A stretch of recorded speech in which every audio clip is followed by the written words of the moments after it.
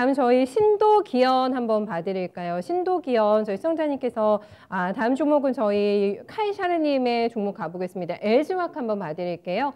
80만 원에 매집 들어가셔가지고 10% 가지고 계신데요.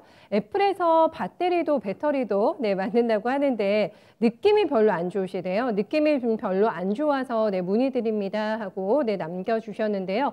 요즘에 화제가 되고 있는 이슈입니다. 요것 때문에 LG화학이 과연 피해를 볼 것인가 이런 얘기를 조금 넌지시 해주신 것 같아요. 맞으실까요?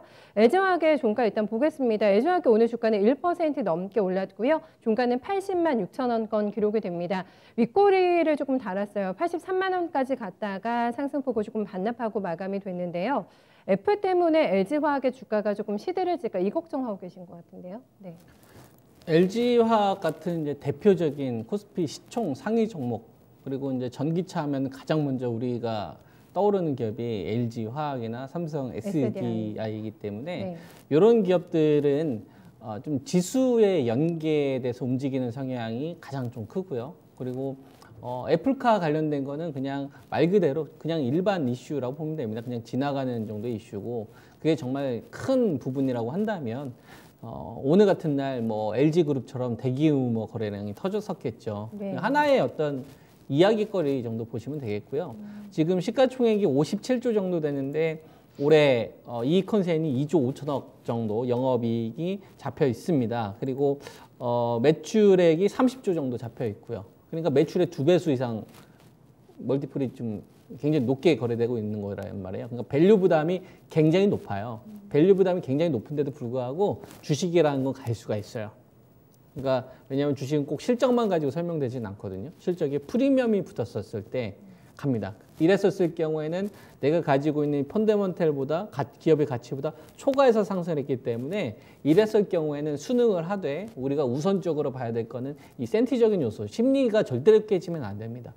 예를 들어 테슬라가 급락하는 사건이 발생되면 안 되고요.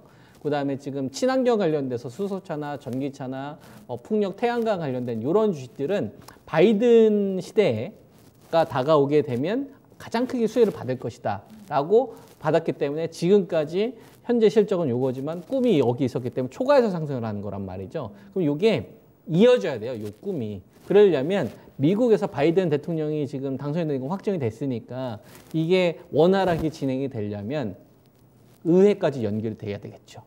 그죠? 그러면 공화당이 이 조지아 쪽에서 하는 게 유리할까요? 아니면은 민주당이 하는 게 유리할까요? 그리고 시장에서는 이거를 어떻게 받아들이고 있을까요?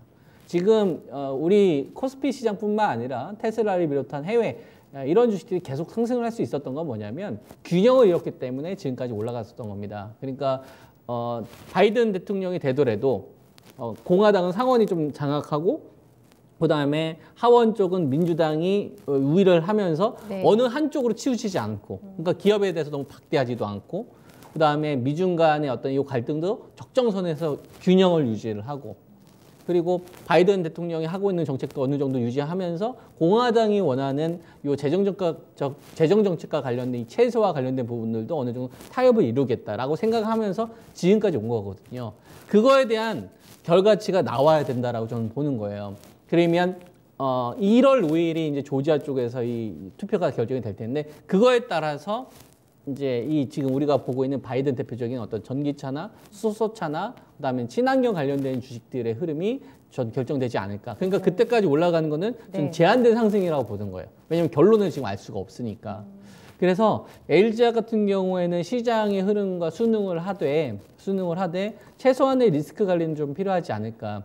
왜냐하면 지금 실적보다 초과해서 올라가니까 투자 심리가 꺾이면 안 되는 거죠. 그래서 저는 어제하고 이제 오늘 발생됐던 가격 중에서 의미 있는 게 8월 달에 고점을 형성했었던 자리가 한 78만 5천 원대에서 한 77만 원 선 정도 되거든요. 그 자리에서 이 자리에서 일단 반응을 한 거예요. 어제 시장의 충격에도 불구하고 이 자리 위에서 조정이 나왔기 때문에. 그래서 77만 원대에서 78만 원대 유지했었을 때는 좀 보유가 가능하지만 만약에 저 자리가 혹시라도 무너지게 되면 재공략하는 시점을 내년도 1월 5일 결과 나온 다음에 시장이 원하는 대로 결과 나온 다음에 다시 재공략하시는 게 좋지 않을까 이렇게 제가 의견을 좀 드리겠습니다. 네, 여기가 또 이슈적인 측면에서 관심이 있는 거는 애플의 어떤 배터리 공급과 관련해서 자체적으로 물론 생산하겠다고 했습니다만 워낙에 국내 업체들이 기술력이 높잖아요. 그래서 분석 기사가 많이 나온 것 같아요. LG화학이나 SK이노베이션이나 삼성 SDI도 손잡을 가능성을 조금 열어놔야 된다. 이것도 저희가 감안을 할 수가 있겠습니까? 애플 관련된 거는 네. 테마 쪽으로 보시고 네. 애플 관련된 테마를 하려면 카메라 관련된 주식을 해야 돼요. 자율주행을 추구하는 방법이 애플 쪽이 진행하는 방법과 테슬라가 추구하는 방법이 다릅니다. 테슬라는 라이더 없이 가자예요. 라이더 네. 없이 자기들이 스스로 만들어서 가자는 주의고 애플은 라이더 같은 경우도 이용하고 카메라 성능을 좀 키워서 이렇게 가자는 주의거든요.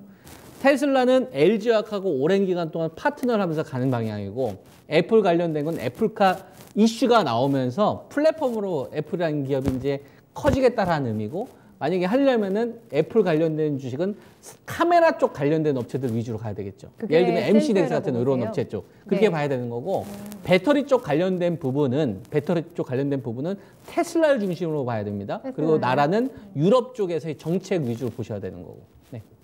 알겠습니다. 그렇게 깔끔하게 네, 교통 정리해 주셨습니다. 애플과 관련해서는 크게 LG화학의 주가에 영향 미치지 않을 거라고 하니까 네, 그 부분 점검해 주시면서 네, 김정수 전문가님의 전략 챙겨주세요.